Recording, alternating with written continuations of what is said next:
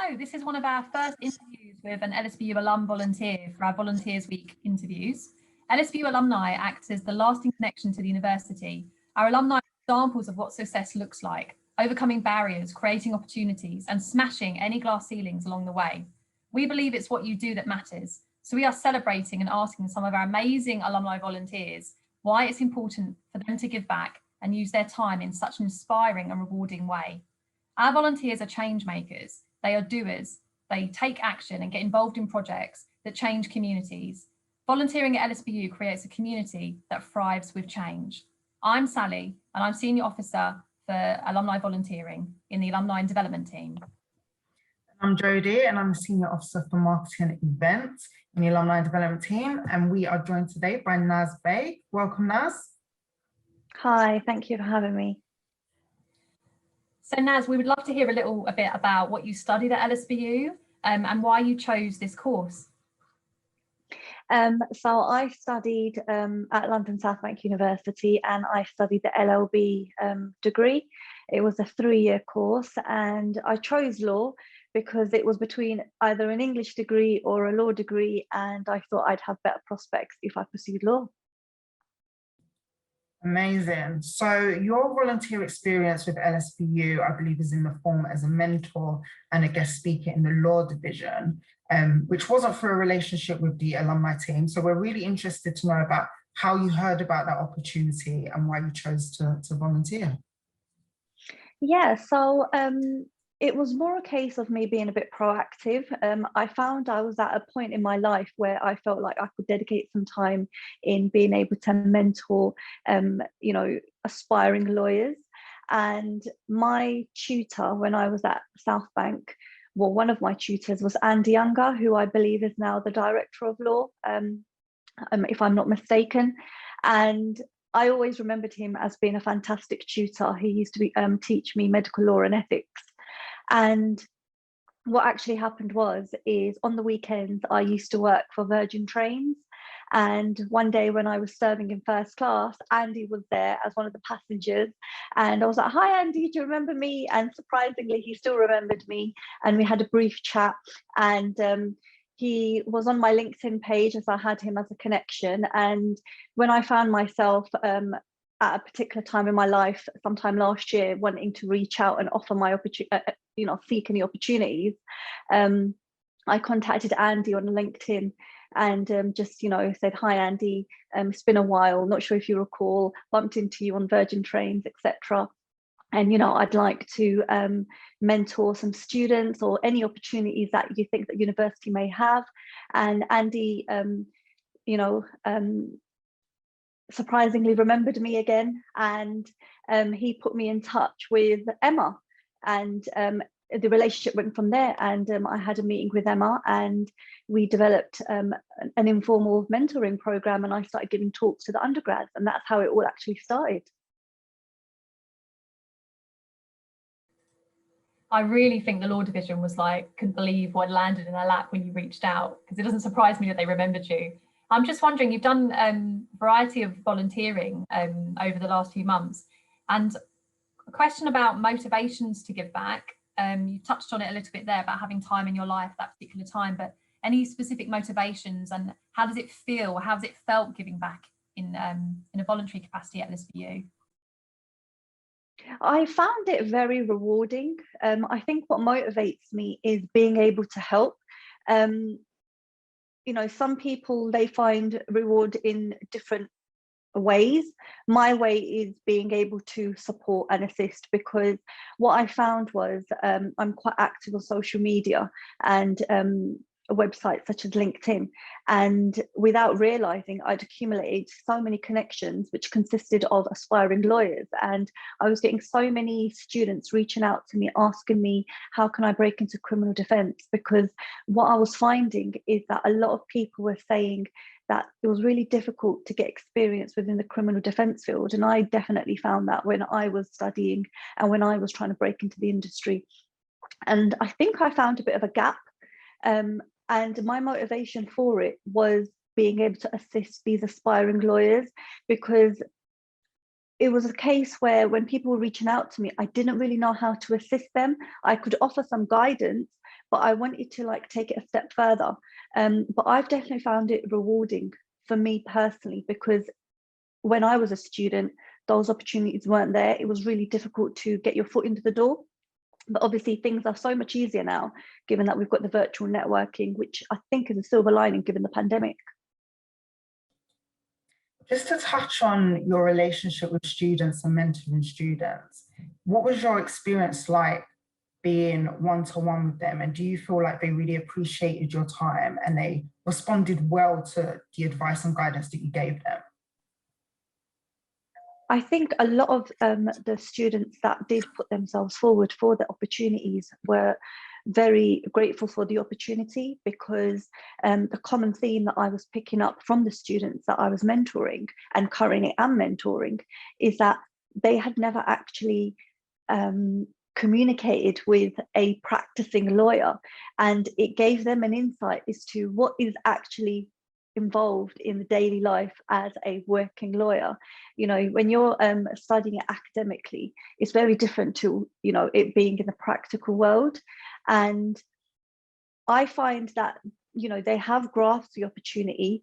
It gives them an opportunity to ask me any questions, and it's first-hand experience, isn't it? And I actually recently took on one of the mentees as a paralegal, and you know, she's a year 1 LSBU undergrad with 0 legal experience. However, it was the skills that she displayed that, you know, made me feel like, okay, you're someone I want to take on. That's amazing. Yeah, both me and Sally are like, that's amazing. Because I think that speaks about impact. You know, that's an example of real world impact through volunteering, that you have created those opportunities for students that don't have those networks. Time is precious, Naz, and I wanted to know, why do you dedicate yours to volunteering, particularly at LSBU? Well, LSBU, because obviously I have a relationship with the university. I attended there, so I feel like it's gone full circle, especially when I talk about Andy Younger. You know, once upon a time he was my tutor, and now it's like he's almost like a colleague. And you know, for me that's like, oh my God, it's a really like a strange feeling, but it gives me a sense of achievement to have actually reached that stage. And yes, it does take up a lot of, you know, my time. You know, I have my own professional commitments, I have my personal commitments. But for me, I feel like it keeps me grounded. It reminds me of where I was. And, you know, tomorrow I may lose, you know, the opportunities that I have. And I'd like to think that because I've given back, that one day if I need that assistance, it will be there. I'm a great believer in karma. And I think that's one of my biggest motivators as well.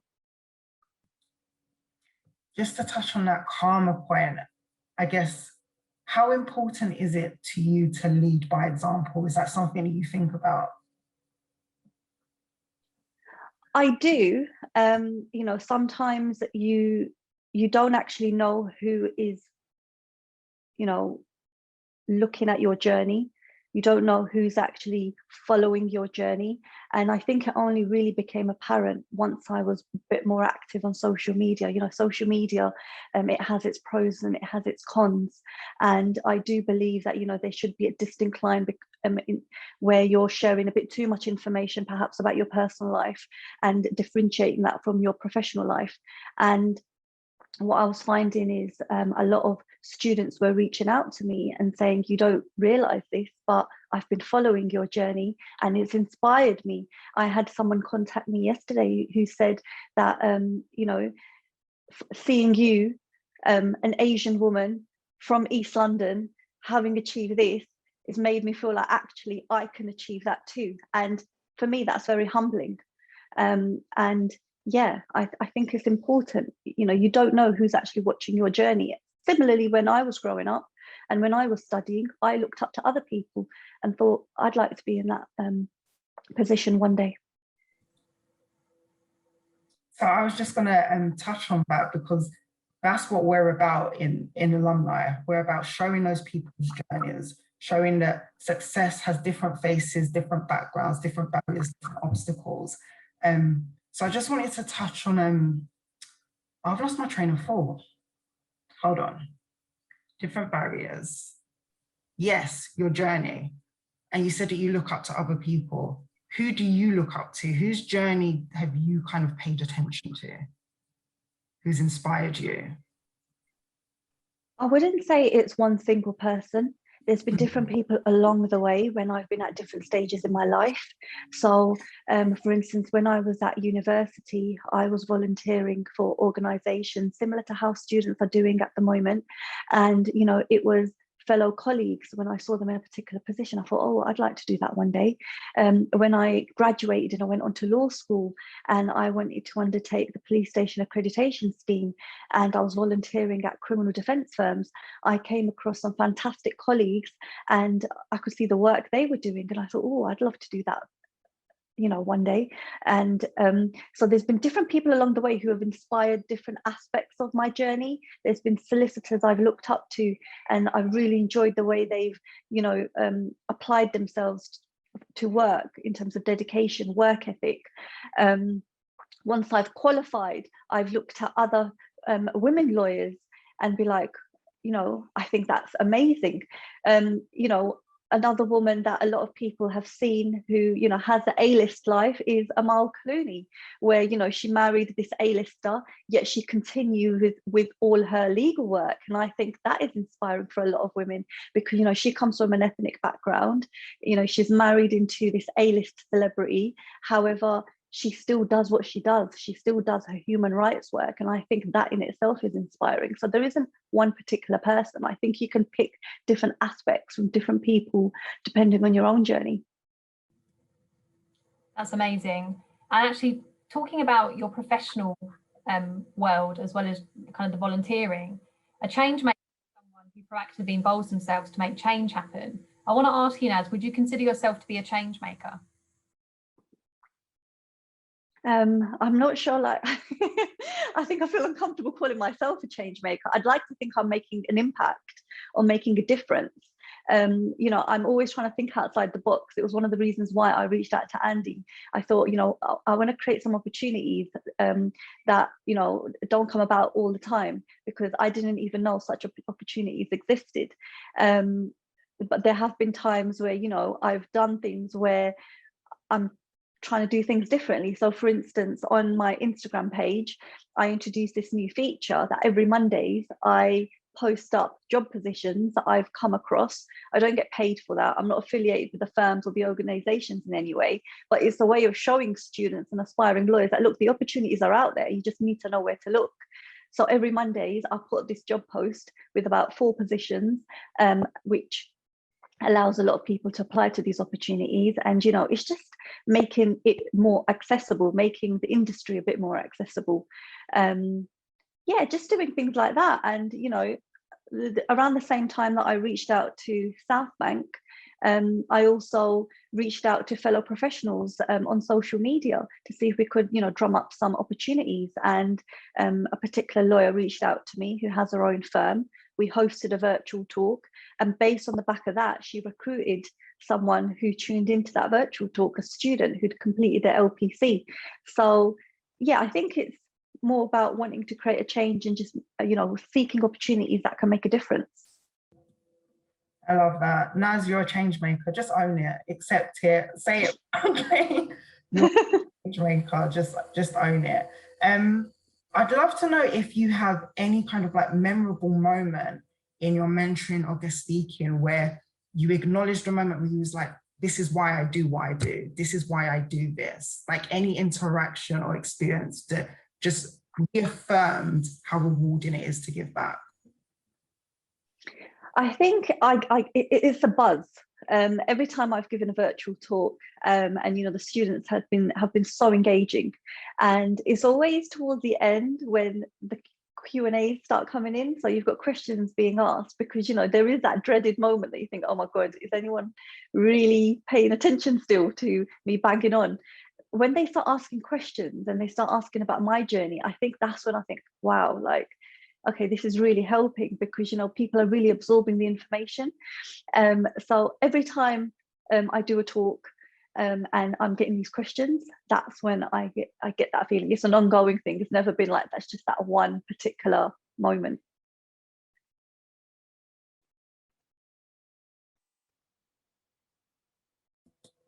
I was going to touch on your paralegal that you've recently hired, which is amazing. What are your hopes for her and how do you want to be a part of her journey? I want to show her that it's possible. She's still young. She's 19 years old, and you know, you can tell she's got the passion for crime. And I want her to be able to see that it's not a career that is unattainable. It is possible. Just because you have zero legal work experience does not mean that you can't make a success of it. So when I initially took her on, she has only worked in retail industries or the hospitality industry. However, I'm a big believer in transferable skills, and that's what my, you know, I'm a big advocate for transferable skills, as my mentees will know. I'm always banging on about it.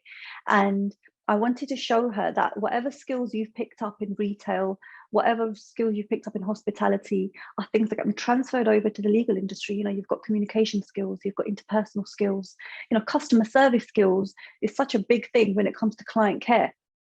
And I want her to see that she can make it with those skills. And, you know, credit to her, she's been very enthusiastic. She's hit the ground running. She started preparing one of my cases as soon as I took her on. You know, she's been really passionate. She's fantastic with my clients. So I'm hoping what she will take away from this in the future as she proceeds further is that there is hope. You know, don't give up hope just because you may come from a certain background or, you know, you have a lack of experience. You were very proactive in reaching out to volunteer and continue a relationship with LSBU. How do you feel that you've benefited personally from this experience, whether it be skills, connections? What have been your personal benefits? It's allowed me to develop on my own communication skills, because when you are mentoring, of course, people have different needs, and, you know, people understand things at different levels.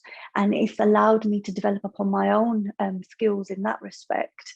It's also allowed me to develop experience with public speaking, because this is the first time I'd actually ever given a virtual talk to students. You know, it was something that I thought I'd like to do, but I was a bit nervous, thinking, do you think, can I actually do this? But being able to do it has definitely helped with my confidence. It's helped with my public speaking. And I do think it would definitely help me when it comes to doing advocacy in court, because, you know, when you're doing advocacy in court, you are speaking to the bench, you're speaking to the judge, you're speaking to fellow people in the courtroom. And being able to host these virtual talks has really, really helped me as well. So it has been beneficial, and, you know, I'm grateful for the university for allowing me that opportunity to do that. I just want to quickly ask, because I think the fear of public speaking is something that people can relate to. Do you have a top tip on how to overcome it? My main thing is make sure you're prepared, because, for instance, if I'm about to go into court and I'm about to present a bail application on behalf of my client, if I'm not prepared, I'm going to start stuttering. Don't get me wrong, I still get nervous every time I go to court, but I think some nerves are good because that's what pushes you. And, you know, there are instances where the judge may ask you a question and you don't want to be standing there all stumped. It does happen. It's happened to me a few occasions, but the best advice I would give is just be well prepared. You know, have your argument set out, know your stuff, know your knowledge, know your case, know your client, because, you know, we all need to have it at some point. Sometimes we need gift of the gab, and you're only going to get gift of the gab if you know the knowledge beforehand, so that when you are put on the spot, you can actually relay something. So yeah, prep. That was brilliant, and that's why we love to bridge alumni with students, because that kind of real world advice is so important for students to hear. You know, hear it from lecturers, but need to hear it from the real world of work as well. That preparation is key, and bringing your best kind of version of yourself forward professionally.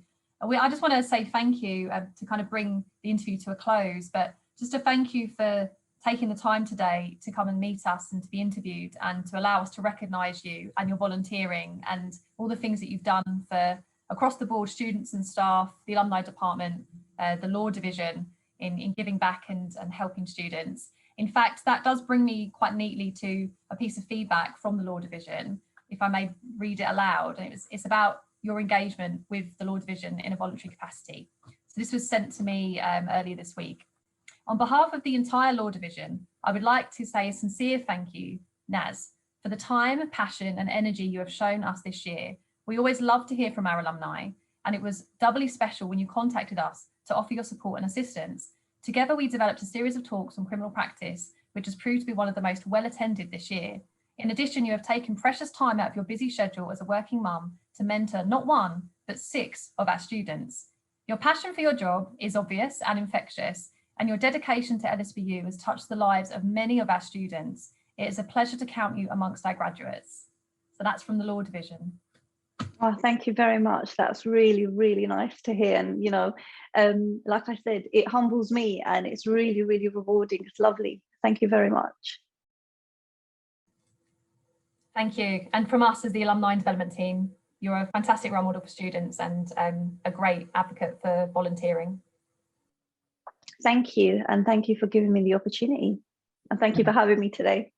No problem. Thank you so much, Naz. It was a pleasure to meet you.